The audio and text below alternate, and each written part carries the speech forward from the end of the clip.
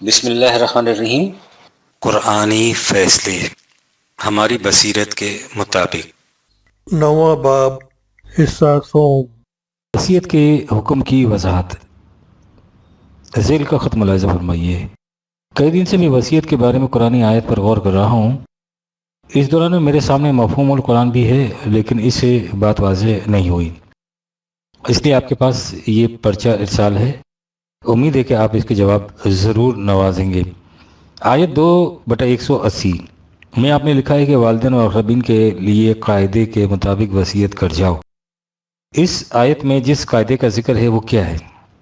آیت نمبر 2/182 میں ہے کہ اگر کوئی شخص یہ محسوس کرے کہ وصیت کرنے والے نے انصاف سے کام نہیں لیا بلکہ وہ کسی کی طرف بیجا طور پر جھک گیا ہے، تو اسے چاہیے کہ متعلقین میں مصالحت کی صورت پیدا کر دے، موص کی موت کے بعد یا پہلے۔ یہ وصیت بدلنے کے مترادف نہ ہوگا۔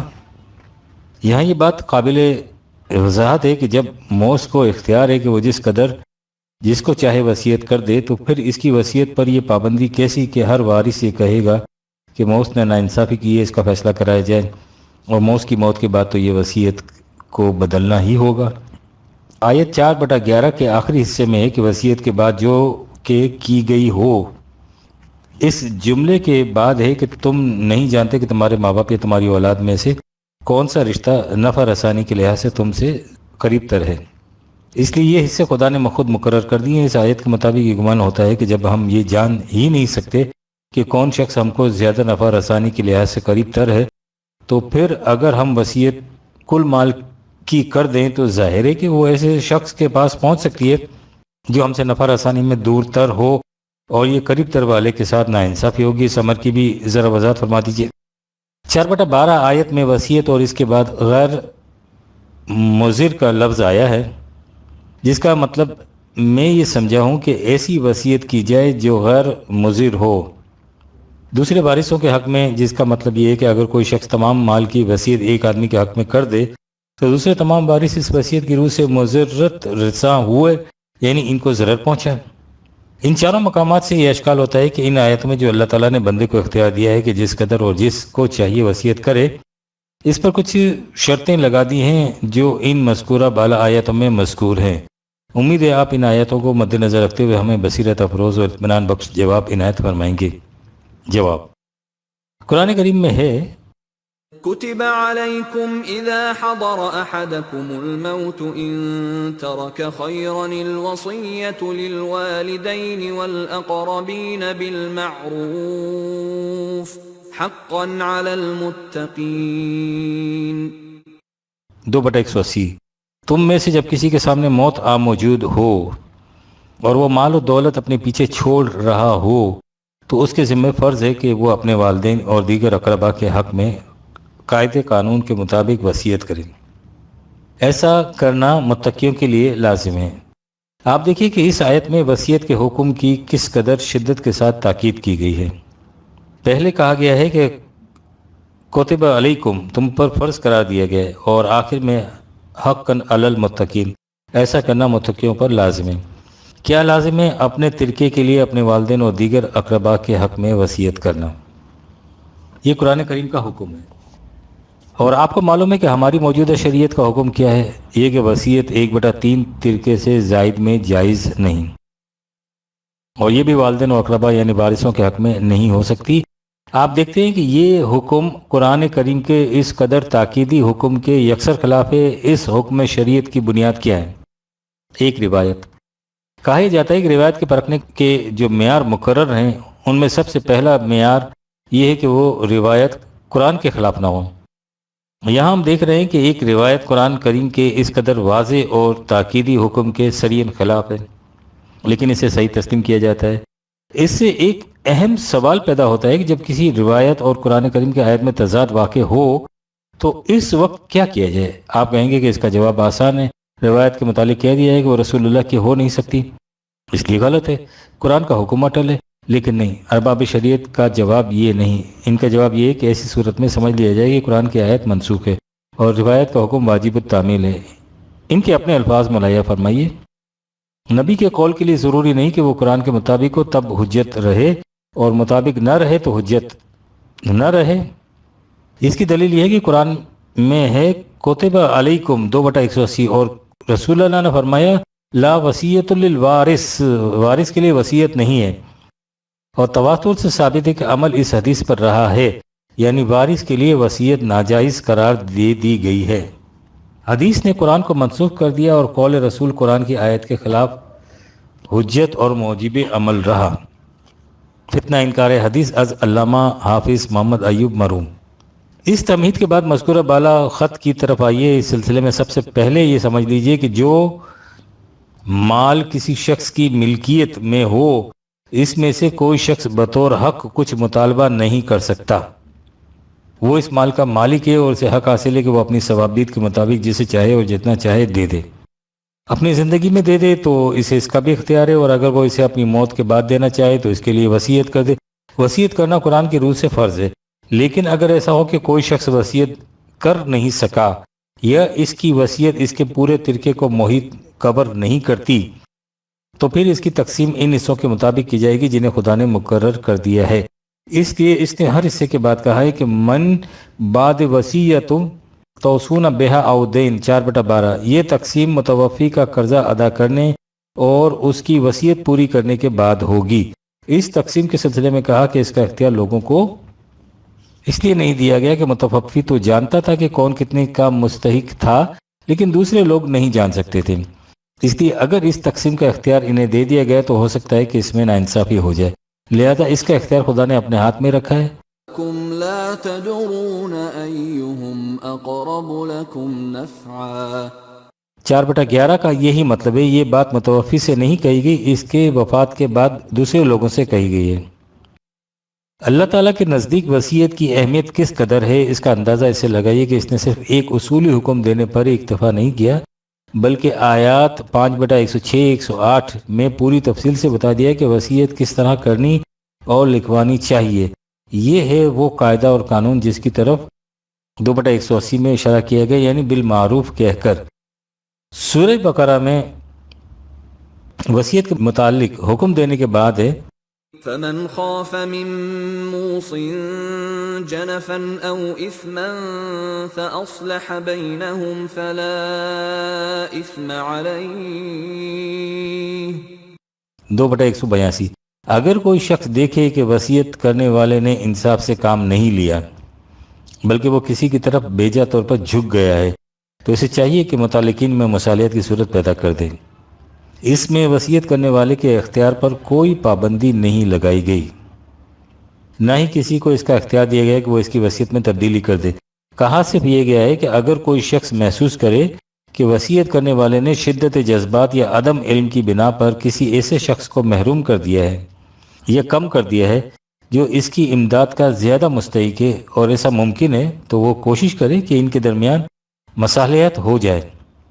دیکھیے یہاں مصالحت کرانا کہا گیا ہے، اور مصالحت تو محض مشورہ ہوتا ہے، کسی کو اس پر مجبور نہیں کیا جا سکتا۔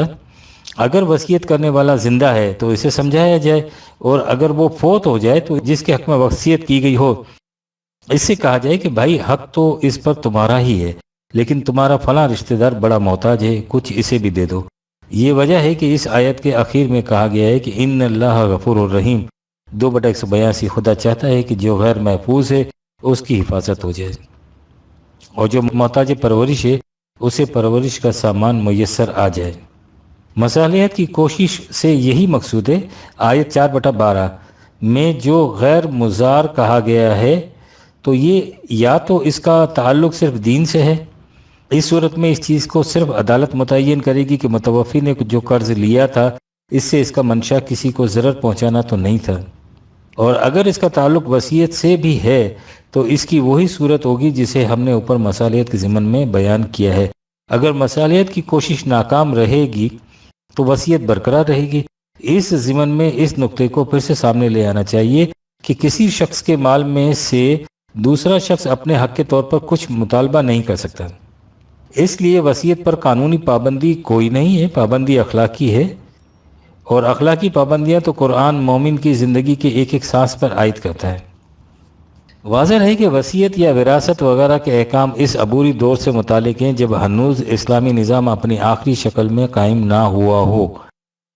اس وقت نہ کسی کے پاس زائد ضرورت مال ہوگا، نہ اس کی تقسیم کا سوال پیدا ہوگا۔ آپ دیکھتے نہیں ہیں کہ قرآن نے خود وصیت کے حکم میں ان ترک خیرا 2/180 کی شرط لگا رکھی ہے، یعنی اگر وہ مال چھوڑے تو اسلامی نظام میں جب کسی کے پاس زائد ضرورت مال رہے گا ہی نہیں تو یہ حکم خود بخود ساکت ہو جائے گا۔ اسلامی نظام کی مکمل صورت کا نقشہ حضور نبی اکرم نے اپنی مثالی زندگی میں پیش فرمایا تھا جب کہا تھا کہ ہماری وارث کوئی نہیں، اور حضور نے اپنے ترکے میں کوئی مال چھوڑا ہی نہیں تھا۔ ہاں، اسلامی مملکت جو کچھ کسی فرد کی ملکیت میں دے دے وہ اسی کی ملک ہو جائے گا۔ جمعے کی چھٹی۔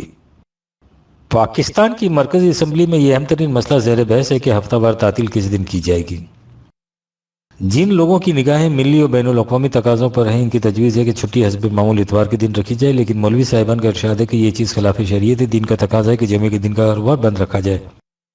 ہمیں معلوم نہیں کہ مولوی صاحبان کا وہ کون سا دن ہے جس کا یہ تقاضا ہے، ورنہ خدا کے عطا کردہ دین میں جمعے کے متعلق کچھ اور ہی آیا ہے۔ سورہ جمعہ میں ہے، يا أيها الذين آمنوا إذا نودي للصلاة من يوم الجمعة فاسعوا إلى ذكر الله وذروا البيع ذلكم خير لكم إن كنتم تعلمون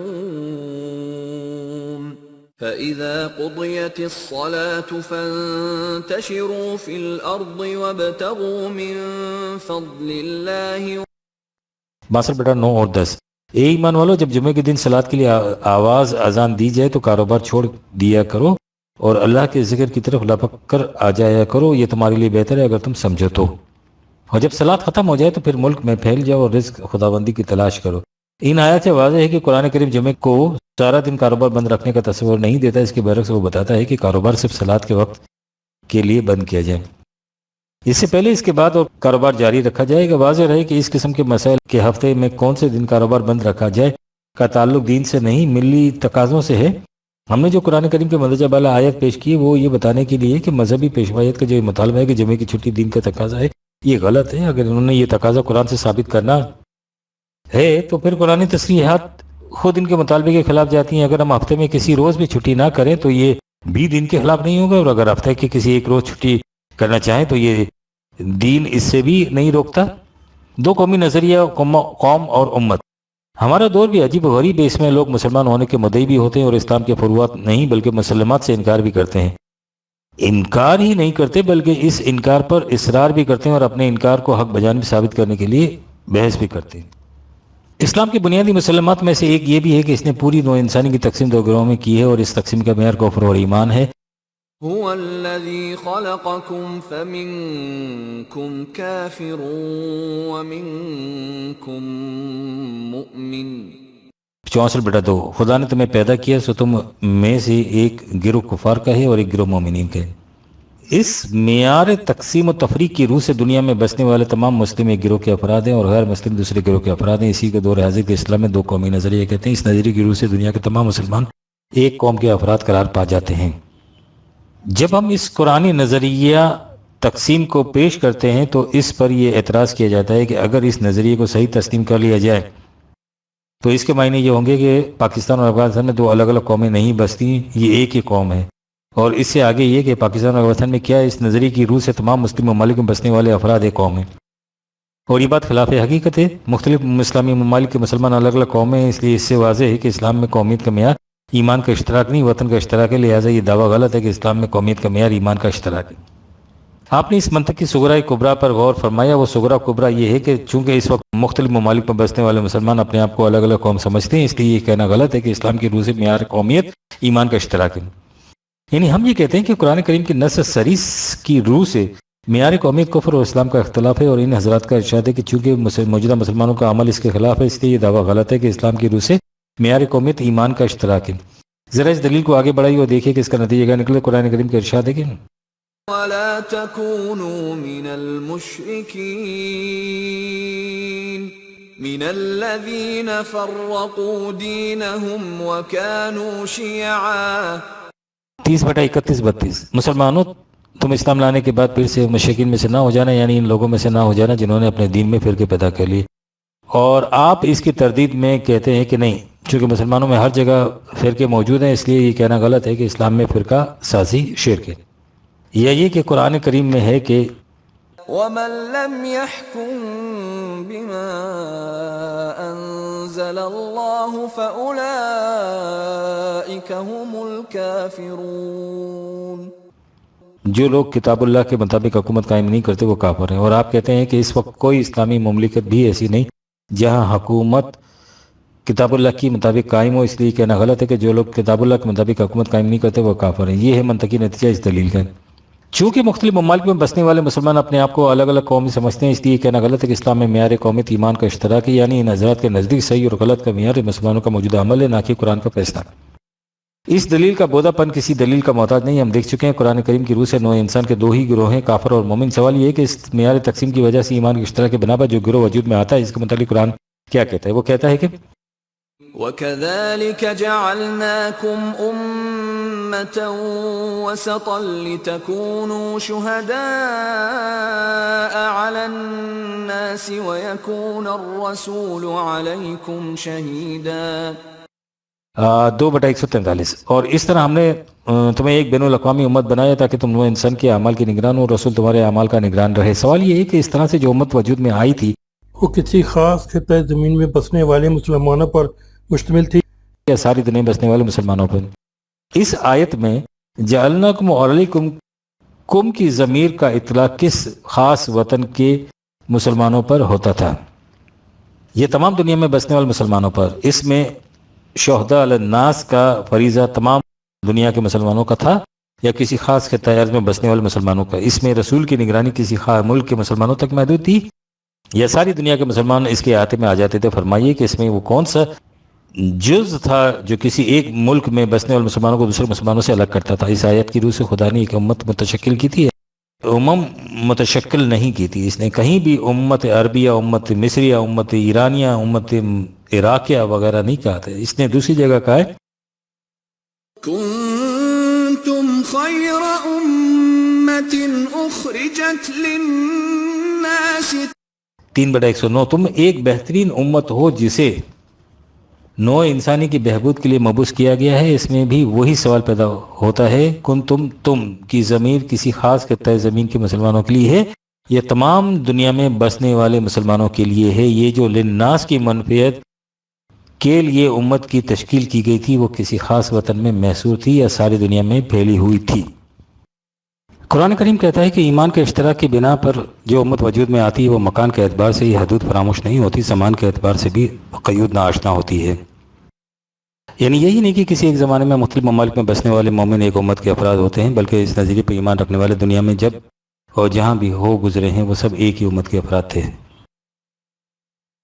اس نے تاریخ کے مختلف ادوار میں مختلف ممالک میں پیدا ہونے والے حضرات انبیاء کرام کا نام بنام ذکر کرنے کے بعد کہا ہے کہ ان هذه امتكم امة واحدة وانا ربكم فاعبدون 23/52 21/92۔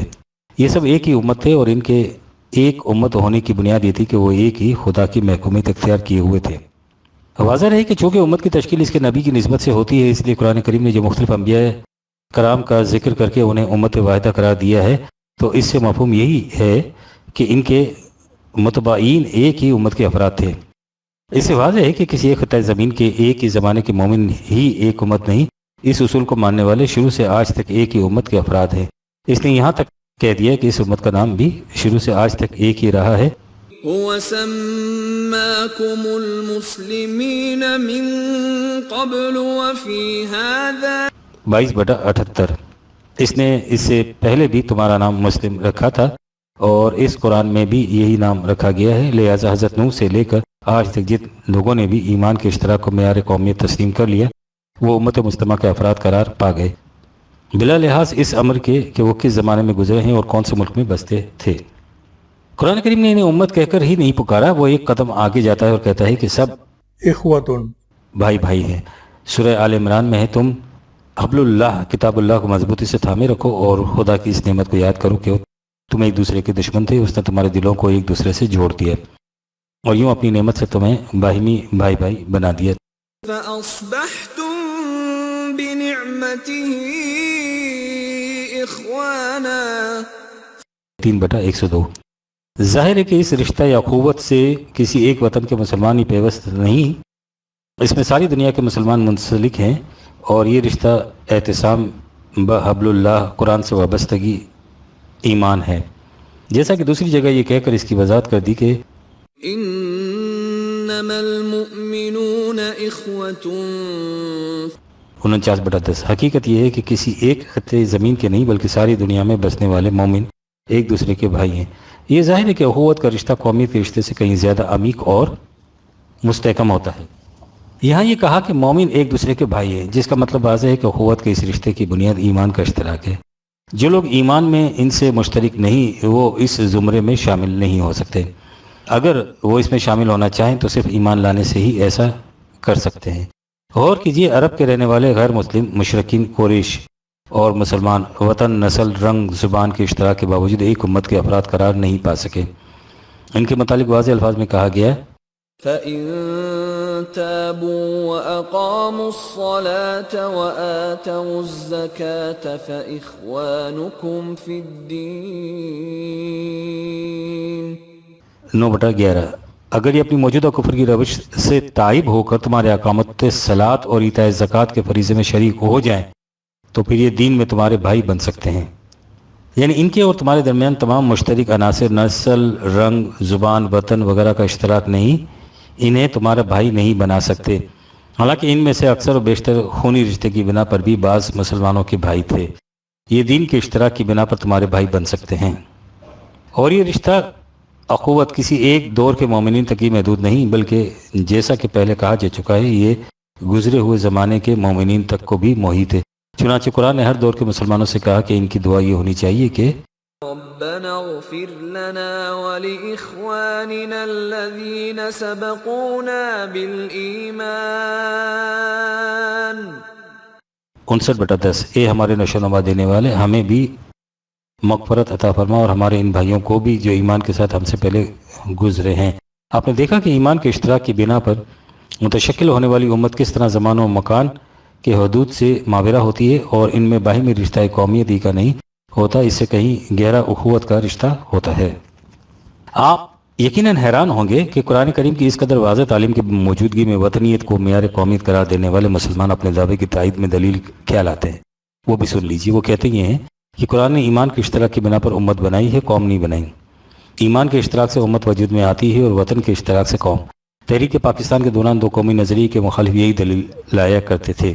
وہ کہا کرتے تھے کہ ہندوستان کے مسلمان مذہب کی بنا پر ایک امت ہیں، لیکن ہندوستان میں بسنے کی بنا پر وہ اور غیر مسلم سب ایک ہندوستانی قوم کے افراد ہیں۔ اس دلیل کی بنا پر وہ کہا کرتے تھے کہ تمام دنیا کے مسلمان مذہب کی بنا پر ایک امت ضرور ہیں، لیکن مختلف ملکوں کے باشندے ہونے کی بنا پر ان کی قومیتیں الگ الگ ہیں، اور امت اور قوم کی یہ تفریق در حقیقت مذہب اور دین کی تفریق پر مبنی ہے۔ مذہب میں واقعی یہ ہوتا ہے کہ ایک ملک کے باشندے اپنا الگ الگ مذہب رکھتے ہیں، لیکن قومیت ان سب کی ایک ہی ہوتی ہے۔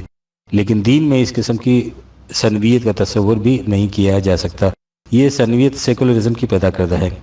دین میں امت اور قوم میں کوئی فرق نہیں ہوتا۔ ہندوستان میں متحدہ قومیت کے حامی مسلمانوں کی فریب خوردگی یا مغالطہ آفرینی کی وجہ یہ تھی کہ مغرب سے آمدہ نیشن کے لفظ کا ترجمہ قوم کیا گیا، اور اس کے بعد کہا گیا کہ قرآن نے مسلمانوں کو جداگانہ امت قرار دیا ہے، جداگانہ قوم نہیں قرار دیا۔ مذہب کے اعتبار سے وہ غیر مسلموں سے الگ قوم ہے، لیکن سیاسی نقطہ نگاہ سے وہ اور غیر مسلم مل کر ایک قوم کے افراد قرار پاتے ہیں۔ یہی وہ سیکولرزم یا سنویت ڈیولیٹی تھی جس کے متعلق اقبال نے کہا تھا کہ جو پیرہن اس کا ہے وہ مذہب کا کفن ہے۔ اس میں شبہ نہیں کہ عربوں کے ہاں جن کی زبان میں قرآن نازل ہوا تھا اور زمانہ نزول قرآن میں قوم کے لفظ نے وہ سیاسی مفہوم اختیار نہیں کیا تھا جو عصر حاضر میں مغربی تصور قومیت کی روح سے آج کل رائج ہے، وہ تو بلکہ قوم میں عورتوں کو بھی شامل نہیں کیا کرتے تھے۔ لیکن یہ عجیب بات ہے کہ قرآن کریم نے اس مقصد کے لیے امت کا لفظ ہی نہیں قوم کا لفظ بھی استعمال کیا ہے۔ سورہ اعراف میں ہے کہ قرآن کریم میں ہدایت و رحمت ہے، لقوم یوقنون 7/52 ایمان لانے والی قوم کے لیے۔ دیگر ایک مقامات پر بھی یہ لفظ آئے ہیں۔ اس کے برعکس سورہ یونس میں ہے کہ خدا کی آیات اور تنبیہات کچھ فائدہ نہیں دے سکتی، ان قوم لا یؤمنون 10/101 اس قوم کو جو ایمان نہیں لاتی۔ کہنے کا مطلب یہ ہے کہ قرآن کریم نے مسلم اور غیر مسلم کے لیے قوم کا لفظ بھی استعمال کیا ہے، پھر ان کے لیے دو الگ الگ اصطلاحات استعمال نہیں کی، بلکہ یہ بھی واضح کر دیا ہے کہ ان میں باہمی تعلقات کس قسم کے ہوں گے۔ غور سے دیکھیے، فرمایا لا تجد قوما يؤمنون بالله واليوم الآخر يوادون من حاد الله ورسوله ولو كانوا آباءهم أو أبناءهم أو إخوانهم أو عشيرتهم 58/22 تم کبھی ایسا نہیں دیکھو گے کہ جو قوم خدا اور آخرت پر ایمان رکھتی ہے وہ ان لوگوں سے دوستی کے تعلقات قائم کرے جو خدا و رسول یعنی اسلامی نظام کی مخالفت کریں، خواہ وہ ان کے ماں باپ، اولاد، بھائی اور دیگر افراد خاندانی کیوں نہ ہوں۔ یہ ہے ان دونوں قوموں میں اختلاف کی نوعیت۔ آپ محض اشتراک وطن کی بنا پر انہیں ایک قوم قرار دیتے ہیں، اور قرآن کریم ایمان کے اختلاف کی وجہ سے باہمی رشتہ داریوں تک کے تعلقات بھی منقطع کر دیتا ہے۔ ذرا سوچئے کہ اس کے بعد ان دو متضاد نظریات زندگی کے حامل افراد ایک قوم کے افراد بن سکتے ہیں؟ واضح رہے کہ قرآن کریم کی روح سے ہر غیر مسلم خدا و رسول اسلامی نظام کا مخالف ہوتا ہے۔ کافر و مومن کا ایک قوم کے افراد قرار پانا تو ایک طرف، قوم مومنین کو دعا یہ سکھائی گئی ہے کہ فانصرنا علی القوم الکافرین 2/286 ہمیں قوم کافرین پر غلبہ نصرت عطا فرما۔ سینے میں اس قسم کی آرزویں رکھنے اور ان کا اس طرح اعلان کرنے والے غیر مسلموں کے ساتھ مل کر ایک قوم بن سکتے ہیں۔ اس سلسلے میں ایک دلیل اور بھی دی جاتی ہے۔ قرآن کریم میں ہے کہ اگر ایک مومن سہون یا نادانستہ کسی قوم کو قتل کر دے تو اس کی دیت خون بہا دی جائے گی۔ قرآن نے اس خون بہا کی ادائیگی کا طریق بتاتے ہوئے کہا ہے کہ فَإِن كَانَ مِن قَوْمٍ عَدُوٍّ لَكُمْ وَهُوَ مُؤْمِنٌ فَتَحْرِيرُ رَقَبَةٍ مُؤْمِنَةٍ وَإِن كَانَ مِن قَوْمٍ بَيْنَكُمْ وَبَيْنَهُم مِّيثَاقٌ 4/92 اگر مقتول مومن ہو لیکن اس قوم سے متعلق ہو جس کے ساتھ تمہاری عداوت ہے تو پھر دیت یوں دی جائے گی، اور اگر اس قوم سے متعلق ہو جس کے ساتھ تمہارے ماندانہ تعلقات ہیں تو پھر اس طرح۔ اس سے استدلال یہ کیا جاتا ہے کہ دیکھیے قرآن اس کا امکان تسلیم کرتا ہے کہ ایک مومن اس قوم کا فرد بھی ہو سکتا ہے جس کے ساتھ تمہارے دشمنی کے تعلقات ہوں یا میثاقی تعلقات۔ یہ قوم بہرحال غیر مسلموں کی ہوگی، اس سے ظاہر ہے کہ مسلمان غیر مسلموں کی قوم کے افراد بھی ہو سکتے ہیں۔ یہ دلیل یوں ہی سمجھیے جیسے کوئی شخص ہاتھی گزارنے کے لیے تنکوں کے پل بنائے۔ ایسا کہنے والے قطعاً بھول جاتے ہیں کہ وہ حالات کیا تھے جن میں قرآن نے ایسا کہا تھا۔ ابتدائی اسلام میں کیفیت یہ تھی کہ مختلف قبائل میں اکا دکا لوگ ایمان لے آتے تھے، وہ مسلمان تو ہو جاتے تھے لیکن رہتے تھے اپنے ہی قبیلے میں۔ ان کے لیے ان حالات میں اس کے سوا کوئی چارہ کار نہیں تھا۔ خود مکے کے مسلمان اسی مکے میں اسی قوم قریش میں رہتے تھے، اور مدینے کے مسلمان بھی مدینے کی مخلوط آبادی کے افراد تھے۔ یہی کیفیت مختلف قبائل میں رہنے والے مسلمانوں کی تھی۔ مندرجہ بالا آیت میں دید کے متعلق جو احکام دیے گئے وہ ایسے ہی مسلمانوں کے متعلق ہیں۔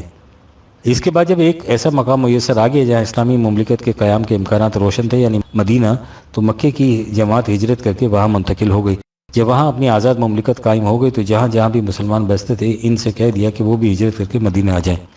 ان میں بعض ایسے تھے جنہیں دشمنوں نے اس طرح محصور کر رکھا تھا کہ وہ وہاں سے نکل نہیں سکتے تھے۔ انہیں اس کے حکم سے مستثنی قرار دے کر کہا گیا کہ وہ انتظار کریں تاآن کہ ان کے وہاں سے منتقل کرانے کا انتظام کیا جا سکے۔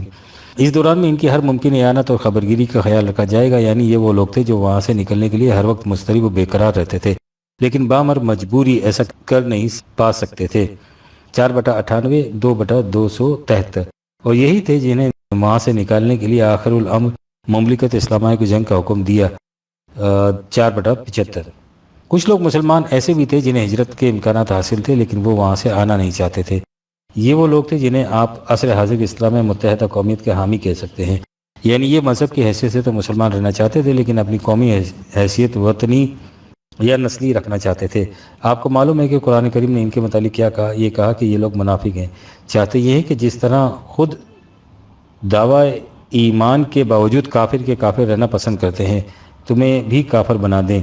فلا تتخذوا منهم أولياء حتى يهاجروا في سبيل الله 4/89 انہیں کبھی اپنا دوست نہ سمجھو تا وقت یہ کہ وہاں کے لوگوں سے قطع تعلق کر کے تمہارے ہاں نہ جائیں، اور اگر یہ یہاں آنے کے بعد پھر اپنی سابقہ قومی کی طرف پلٹنا چاہیں تو ان سے بھی اس طرح جنگ کرو جس طرح دوسرے دشمنوں سے جنگ کی جاتی ہے۔ 4/89 اسی طرح آگے جا کر کہا کہ موت کے وقت ان لوگوں سے ملائکہ پوچھیں گے کہ تم ان لوگوں میں کیوں رہے، تو یہ جواب میں کہیں گے کہ ہم کیا کرتے، ہم مجبور تھے۔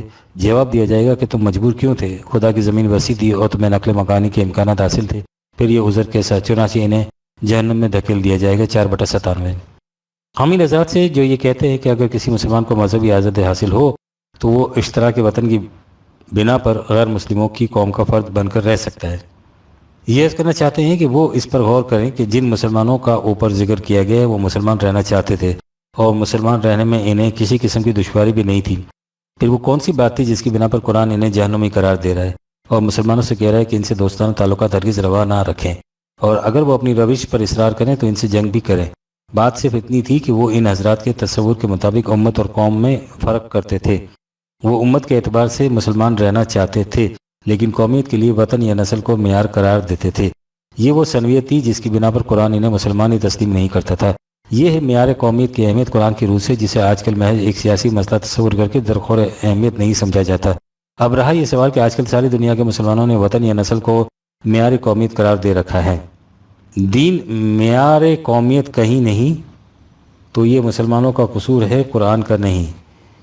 تحریک پاکستان کا مقصود یہ تھا کہ آج جبکہ دنیا میں کہیں بھی اسلام کو معیار قومیت نہیں قرار دیا جا رہا، ایک مختصر سے خطہ زمین ہی میں صحیح ایک ایسی مملکت قائم کی جائے جس کی بنیاد اسلام کے معیار قومیت پر ہو اور جس میں تمام فیصلے خدا کی کتاب کے مطابق کیے جا سکیں۔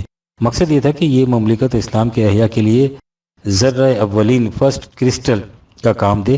جب اسلامی معیار قومی کو یہاں عملاً نافذ کر دیا جائے تو پھر اس تجربے کو آگے بڑھایا جائے اور رفتہ رفتہ دیگر اسلامی ممالک کو بھی اس راستے پر لایا جائے۔ منتہا اس اسکیم کا یہی تھا کہ پھر سے ساری دنیا کے مسلمان امت واحدہ یعنی ایک قوم کی حیثیت سے زندگی بسر کریں، لیکن وائے بد نصیبی کہ ہم نے ایک مملکت تو حاصل کر لی لیکن زندگی یہاں بھی قرآن قالب میں نہ ڈھل سکی۔ ہمارے لبوں پر الفاظ تو دو قومی نظریے کے رہے لیکن عملاً معیار قومیت وطن کا اشتراک ہی رہا۔ پاکستان کی حدود میں بسنے والے مسلم و غیر مسلم ایمان کے اختلاف و افتراق کی بنا پر دو قومیں نہیں بلکہ وطن کے اشتراک کی بنا پر ایک ہی قوم تسلیم کیے جاتے ہیں۔ یہ حالت ان کی ہے جو زبان سے ہی صحیح بہرحال دو قومی نظریے کی مدعی ہے۔ جو لوگ تقسیم سے پہلے وطن کے اشتراک کی بنا پر قومیت کے قائل تھے، یہاں آ کر ان کا کفر پہلے سے بھی زیادہ متشدد اور اجدر ہو گیا ہے، یعنی وہاں وہ ہندوؤں اور مسلمانوں کو ایک قوم قرار دیتے تھے لیکن یہاں خود مسلمانوں کو 4 قومیتوں میں تقسیم کر رہے ہیں۔ یا للعجب، یعنی ہندوستان میں وطن کے اشتراک کی بنا پر مسلم اور غیر مسلم ایک قوم، اور یہاں اسی اشتراک وطن کے باوجود خود مسلمانوں کی 4 قومیتیں، اور اس پر اصرار یہ کہ یہ عین مطابق اسلام ہے۔ مطابق اسلام تو ایک طرف، یہ تو خود ان کے نظریہ قومیت کے بھی مطابق نہیں۔ اس نظریے کے مطابق ایک ملک کے باشندے ایک قوم تو قرار پاتے ہیں، اپنی اس روش 4 قومیتوں کی تائید میں دلیل ہی پیش کرتے ہیں کہ اسلام مسلمانوں کو امت واحدہ قرار دیتا ہے، واحد قوم نہیں قرار دیتا۔ مسلمان خواہ 4 چھوڑ 400 قوموں میں بھی منقسم ہو جائیں، ان کی امت کی وحدت برقرار رہتی ہے۔ ہم سمجھ نہیں سکے کہ یہ امت وحدت ہے کیا بلا جو اختلاف قومیت کے باوجود بدستور قائم رہتی ہے، اور اس کا عملی محصل کیا ہے۔ قرآن نے کہا تھا کہ اگر ایک مومن کسی دوسرے مومن کو آمدن قتل کر دے تو وہ سیدھا جہنم میں چلا جاتا ہے۔ یہ تھا وحدت امت کا عملی نتیجہ۔ اب حالت یہ ہے کہ ایک ملک کے مسلمان دوسرے ملک کے مسلمانوں کا بلا دریغ قتل عام کرتے ہیں، بلکہ ایک ہی ملک کے مسلمان نسلی، صوبائی، لسانی، حتیٰ کہ سیاسی اختلاف کی بنا پر ایک دوسرے کے خون کے پیاسے ہیں، اور اس کے باوجود ان کی امت واحدہ ہونے کے عقیدے پر کوئی حرف نہیں آتا۔ یاد رکھیے، آج کی اصطلاح میں جو مفہوم لفظ قوم نیشن کا ہے، قرآن اصطلاح میں وہی مفہوم لفظ امت کا ہے۔ جب اسے مسلمانوں کے لیے استعمال کیا جائے، وہ ساری دنیا کے مسلمانوں کو ایک امت یعنی ایک قوم قرار دیتا ہے، اور جغرافیہ یا نسلی و لسانی اختلاف ان کے ایک قوم ہونے کے راستے میں حائل نہیں ہوتے۔ اس اعتبار سے امت اور قوم میں فرق کرنا خلاف اسلام ہے۔ خلاف راشدہ کے زمانے میں مسلمان مختلف ممالک میں آباد تھے، ان کی نسلیں بھی الگ الگ تھیں اور زبانیں بھی جدا جدا، حتیٰ کہ ان کا کلچر بھی ایک دوسرے سے الگ تھا، لیکن اس کے باوجود وہ سب ایک قوم امت کے افراد تھے۔ ان کی قومیتیں مختلف نہیں تھیں۔ جو حضرات آج کل جغرافیہ یا نسلی، لسانی اور صوبائی اختلافات کی بنا پر مسلمانوں کو الگ الگ قومیں قرار دیتے ہیں، انہیں ان سے کون روک سکتا ہے؟ لیکن ان کی خدمت میں اتنا تو عرض کیا جا سکتا ہے کہ وہ اپنے اندر اتنی اخلاقی جرت پیدا کریں کہ اپنے اس تصور یا عمل کے متعلق اعتراف کریں کہ یہ خلاف اسلام ہے۔ کسی نظریے یا عمل کے خلاف یا مطابق اسلام ہونے کے لیے کوئی خارجی معیار ہونا چاہیے، اور مسلمانوں کے لیے وہ معیار کتاب اللہ کے سوا اور کون سا ہو سکتا ہے؟ کتاب اللہ کی روح سے ساری دنیا کے مسلمان ایک قوم ہیں، اور ان کی قوم میں کوئی غیر مسلم شامل نہیں ہو سکتا۔ یہ اسلام کے مسلمات میں سے ہے۔ سیکولر نظام کسے کہتے ہیں؟ ایک صاحب لکھتے ہیں کہ ہمارے زمانے میں سیکولر حکومت کی اصطلاح عام ہو رہی ہے، لیکن اس کا کوئی متعین مفہوم سامنے نہیں آتا۔ کوئی کچھ کہتا ہے، کوئی کچھ۔ اس کا ترجمہ عام طور پر لادینی حکومت کیا جاتا ہے، لیکن سیکولرزم کے حامی کہتے ہیں کہ یہ غلط ہے۔ سیکولر حکومت میں خدا یا مذہب کا انکار نہیں ہوتا۔ کیا آپ بتائیں گے کہ سیکولر حکومت سے کیا مراد ہے؟ وہ دینی حکومت سے کس طرح مختلف ہوتی ہے؟ طلوع اسلام قرآنی نقطہ نگاہ سے ایک مملکت وہ ہے جس میں جملہ کاروبار حکومت خدا کی کتاب کے مطابق سر انجام پاتا ہے۔ یہ وہ نظام حکومت تھا جسے قائم کرنے کے لیے حضور نبی اکرم سے ان الفاظ میں کہا گیا تھا کہ فَحْكُمْ بَيْنَهُمْ بِمَا أَنزَلَ اللَّهُ 5/48۔ ان میں کتاب اللہ کے مطابق حکومت قائم کرو۔ اس نظام میں انسانی زندگی کا کوئی شعبہ بھی کتاب اللہ کی حدود سے باہر نہیں رہتا۔ یہ انسانی زندگی کے ہر گوشے کو محیط ہوتی ہے۔ اسے اسلام کے عقیدہ توحید پر مبنی دینی ریاست کہا جاتا ہے۔ مذہبی پیشوائیت کا اس میں کوئی دخل نہیں ہوتا، اس لیے یہ تھیوکریسی سے بھی مختلف ہوتی ہے۔ دوسرا نظام حکومت وہ ہے جس میں کتاب اللہ تو ایک طرف، خدا کا نام تک بھی نہیں آنے پاتا۔ یہ کافرانہ نظام ہوتا ہے جس کے متعلق کہا کہ وَمَن لَّمْ يَحْكُم بِمَا أَنزَلَ اللَّهُ فَأُولَٰئِكَ هُمُ الْكَافِرُونَ۔ 5/44 جو ما انزل اللہ کے مطابق حکومت قائم نہیں کرتے انہیں کافر کہا جاتا ہے۔ اشتراکی حکومت کا یہی نہج ہوتا ہے کہ کیونکہ مارکس کے فلسفہ کی بنیاد خدا کے انکار پر ہے، اگرچہ سر دست وہ بنا بر مصلحت مسلمانوں کو نماز، روزہ وغیرہ کی اجازت دے دیتے ہیں، اسے سیکولر حکومت کہا جاتا ہے، لیکن یہ اس کی ایک قسم ہے۔ اس کی دوسری قسم کا ذکر آگے آتا ہے۔ تیسری قسم کا نظام حکومت وہ ہے جس میں مذہب پرست لوگوں کو اعتقادات، عبادات اور پرسنل لاز اپنی مرضی سے اختیار کرنے کی اجازت ہوتی ہے، لیکن امور مملکت میں مذہب کو دخیل نہیں ہونے دیا جاتا۔ اسے مذہب اور سیاست کی سنویت، ڈیولزم کہا جاتا ہے۔ قرآن اسے مشرکانہ انداز حکومت قرار دیتا ہے، یعنی زندگی کے ایک دائرے میں خدا کو ماننا اور دوسرے دائرہ سیاست میں انسانوں کو صاحب اختیار اتھارٹیز تسلیم کرنا۔ سورہ زمر میں ہے وَإِذَا ذُكِرَ اللَّهُ وَحْدَهُ اشْمَأَزَّتْ قُلُوبُ الَّذِينَ لَا يُؤْمِنُونَ بِالْآخِرَةِ وَإِذَا ذُكِرَ الَّذِينَ مِن دُونِهِ إِذَا هُمْ يَسْتَبْشِرُونَ۔ 39/45 جب ان سے خدائے واحد کا ذکر کیا جاتا ہے، یعنی کہا جاتا ہے کہ زندگی کے ہر شعبے میں صرف خدا کے احکام کا اتباع کرو، تو جو لوگ آخرت کے منکر ہیں انہیں یہ بات بے حد ناگوار گزرتی ہے، لیکن جب خدا کے علاوہ اوروں کو بھی شامل کر لیا جاتا ہے تو ان کی باچھیں کھل جاتی ہیں۔ یہ ہے توحید کے مقابلے میں سنویت کا شرک۔ مسلمانوں سے واضح الفاظ میں کہا گیا کہ تم ایسا نہ کرنا، تمہارا دعویٰ یہی ہونا چاہیے کہ قُلِ اللَّهُمَّ فَاطِرَ السَّمَاوَاتِ وَالْأَرْضِ عَالِمَ الْغَيْبِ وَالشَّهَادَةِ أَنْتَ تَحْكُمُ بَيْنَ عِبَادِكَ فِيمَا كَانُوا فِيهِ يَخْتَلِفُونَ۔ 39/46 اے اللہ تو فاطر ارض و سما ہے، عالم الغیب و شہادت ہے، اور تجھے اور صرف تجھے یہ حق اور اختیار حاصل ہے کہ جن امور میں انسان اختلاف کریں ان میں فیصلہ کرے۔ سنویت کا نظام جسے قرآن نے مشرکانہ انداز حکومت کہا ہے، آج کل کی جمہوریت میں رائج ہے۔ وہ اسے سیکولر کہتے ہیں۔ اس سے واضح ہے کہ سیکولر نظام دو قسم کا ہوتا ہے، ایک وہ جس میں خدا کا نام تک نہیں آنے پاتا، اور دوسرا وہ جس میں مذہبی آزادی حاصل ہوتی ہے، لیکن کاروباری مملکت انسانوں کی وضع کردہ قوانین کے مطابق طے پاتا ہے۔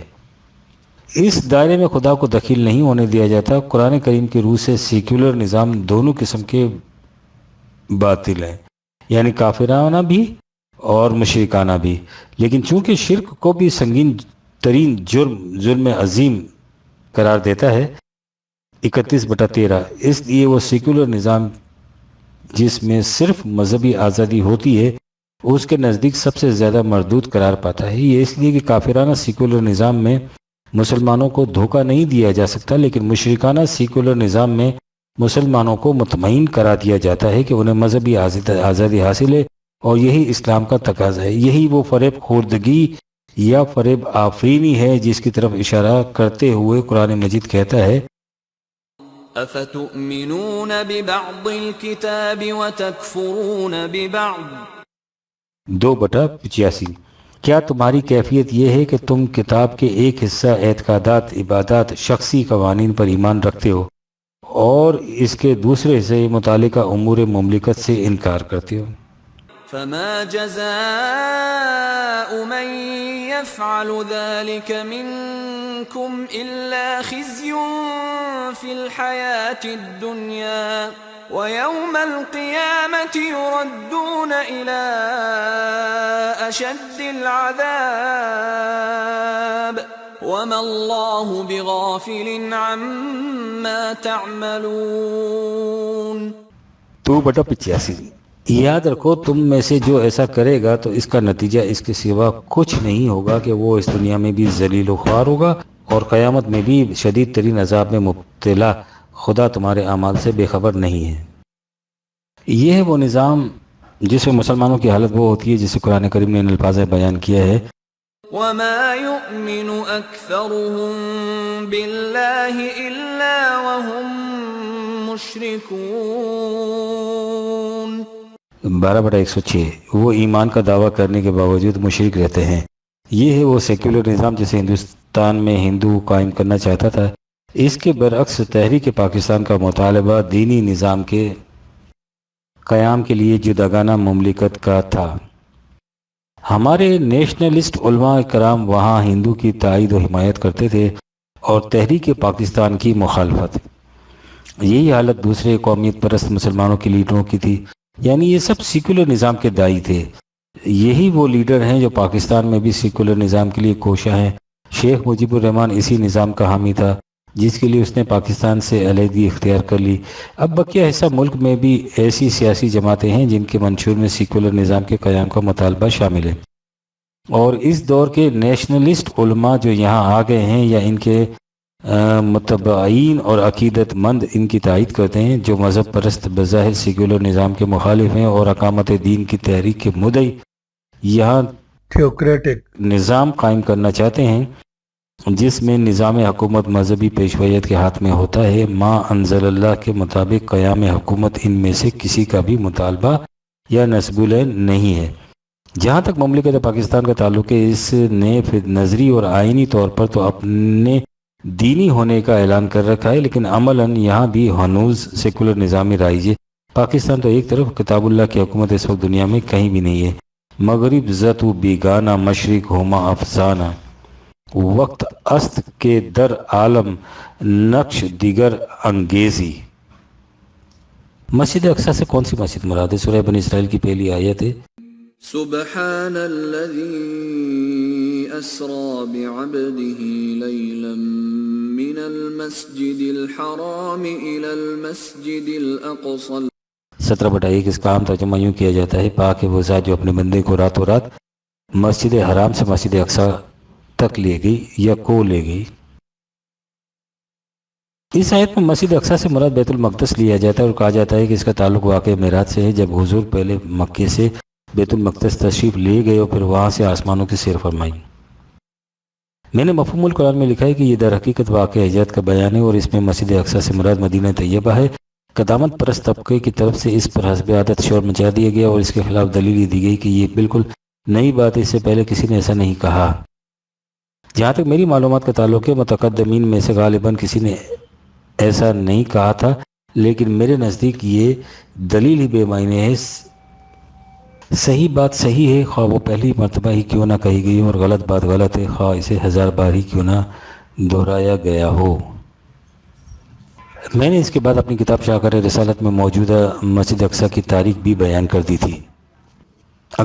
اگلے دنوں ایک صاحب کی وساطت سے مجھے مولانا عنایت اللہ عصری وزیر آبادی ثم گجراتی کی کتاب حصول تیسیر البیان علی اصول تفسیر القرآن دیکھنے کا اتفاق ہوا۔ مجھے یہ دیکھ کر حیرت اور خوشی ہوئی کہ اس میں انہوں نے اس آیت میں مسجد اقصی کا وہی مفہوم لیا ہے جس سے میں نے مفہوم القرآن میں لکھا تھا، اور اس سلسلے میں انہوں نے بڑی تفصیلی گفتگو کی ہے۔ مجھے مولانا صاحب سے ملنے کا اتفاق نہیں ہوا، لیکن اس کا مجھے علم ہے کہ وہ فرقہ اہل حدیث کے ایک ممتاز عالم ہیں۔ ایک اہل حدیث عالم کی طرف سے اس آیت کا وہ مفہوم جو روایتی مفہوم سے ہٹا ہوا ہو، واقعی باعث سے تعجب، اور چونکہ وہ مفہوم میرے نزدیک قرآن کی منشا کے مطابق ہے، اس لیے وجہ حیرت ہے۔ مولانا صاحب اگر باقاعدہ حیات ہوں، خدا کرے کہ ایسا ہی ہو، اور خدا ان کی عمر دراز کرے، تو وہ میری طرف سے اس تحقیق اور حق گوئی کی جرت پر ہدیہ تبریک قبول فرمائیں۔ ان کی تحقیق کے ضروری مقامات درج ذیل کیے جاتے ہیں۔ وہ لکھتے ہیں اصول تیسیر البیان علی اصول تفسیر القرآن از مولانا عنایت اللہ عصری۔ بسم اللہ الرحمن الرحیم۔ سبحان الذي أسرى بعبده ليلا من المسجد الحرام إلى المسجد الأقصى الذي باركنا حوله لنريه من آياتنا إنه هو السميع البصير وآتينا موسى الكتاب وجعلناه هدى لبني إسرائيل ألا تتخذوا من دوني وكيلا ذرية من حملنا مع نوح إنه كان عبدا شكورا۔ بنی اسرائیل 17۔ اللہ رحمان و رحیم کا نام لے کر پڑھو، چرچا کرو اور وعدہ خلافیوں غلط پیش گوئیوں سے اسے خوب پاک اور صاف بیان کرو، تاکہ وہ اپنے بندے محمد رسول اللہ صلی اللہ علیہ وسلم کو مسجد حرام سے، جو کہ اس کی جائز سکونت ہے، اس مسجد کی طرف کسی نہ کسی رات روانہ کر دے گا جو کہ یہاں سے بہت دور ہے، اور کہ تبلیغ و اشاعت کی وجہ سے اس کے ارد گرد بہت سے سعید الفطرت لوگ مسلمان ہو کر اسلامی انوار و برکات سے متمتع ہو رہے ہیں، اور حلقہ اسلام دن بدن وسیع ہوتا جا رہا ہے، اور اس لیے وہاں سے روانہ کیا جا رہا ہے کہ اس کے توسط سے اب تک ہماری وہ آیتیں جو کہ پیش گوئیوں سے متعلق شائع ہوتی رہی ہیں کہ وہ اور اس کے آوان و انصار کامیاب اور اس کے مخالف سب ناکام ہوں گے، ہم انہیں صاف طور پر پورا کر کے دکھا دیں، اور مخالفوں کی طرف سے جو یہ اعتراض ہوتا رہا ہے کہ فلاں فلاں پیش گوئی پوری نہیں ہوئی، اسے اللہ پاک سنتا رہا ہے، اور جو کسی پیش گوئی کے خلاف انہوں نے قدم اٹھایا تاکہ وہ پوری نہ ہو سکے، اسے اللہ دیکھتا رہا۔ اب ان کے پورا ہونے کا وقت آیا ہے، تو اسے یہاں سے کسی دوسری جگہ روانہ کیا جا رہا ہے۔ اس طرح پر موسیٰ علیہ السلام کے توسط سے بھی ہم نے فرعونی ناکامی اور موسوی کامیابی کی بابت بھی بہت سی پیش گوئیاں شائع فرمائیں، جن کا ذکر اس صورت میں آگے چل کر آ رہا ہے۔ جب ان کے پورا ہونے کا وقت آیا تو اسے مصر چھوڑ کر دوسری جگہ جانا پڑا، جہاں پر اسرائیلیوں کو ہماری دی ہوئی کتاب پر آزادانہ طور پر عمل کا موقع ہاتھ آیا کہ وہ اللہ پاک کے سوا کسی دوسرے کی طرف مائل نہ ہوں۔ قبل ازیں اسی طرح پر نوح علیہ السلام کی پیش گوئیاں بھی کہ وہ اور ان کے آوان و انصار کامیاب اور دشمن سب ناکام ہوں گے پوری ہوئی، کہ انہیں کشتی میں بٹھا کر بچایا اور دوسروں کو غرق کر دیا۔ پھر بعد میں بچے ہوئے لوگوں کا سلسلہ نسل چلا، اور آج ہم تمہیں اس بندہ شکر گزاری کی سنت پر دعوت دے کر شکر گزاری کے لیے خطاب کر رہے ہیں۔ ابتدائی آیت کریمہ پر کتب تفاسیر میں عموماً اس اسرار نبوی کو بیان کیا گیا ہے، جس کا موضوع اور صحیح حدیثوں میں بتصریح ذکر ہے، اور بعض ائمہ صحہ نے بھی اس آیت کریمہ کو عنوان بنا کر ان حدیثوں کو بیان فرمایا ہے، مگر متون حدیث میں آیت کریمہ کا کوئی ذکر نہیں کہ رسول اللہ صلی اللہ علیہ وسلم نے اپنا اسرا بیان فرماتے ہوئے اس آیت کریمہ کا ذکر فرمایا اور کسی روایت میں اس آیت کریمہ کا وہ شان نزول بھی مروی نہیں جس کا اسراء کی حدیثوں میں ذکر ہے، اور جو کتب زرائد میں قتادہ اور زربن جیش سے مقطوعاً اور عبداللہ بن مسعود اور عبداللہ بن عباس اور ابو ہریرہ سے موقوفاً اور ابو سعید خدری اور ابو ہریرہ سے مرفوعاً اسی آیت کریمہ کا ذکر مروی ہے، تو وہ محدثانہ طریق پر سخت مخدوش ہونے پر بھی مسترد نہیں کہ وہ قرآنی لفظوں کے اطلاق اور تناسب پر محمول ہے۔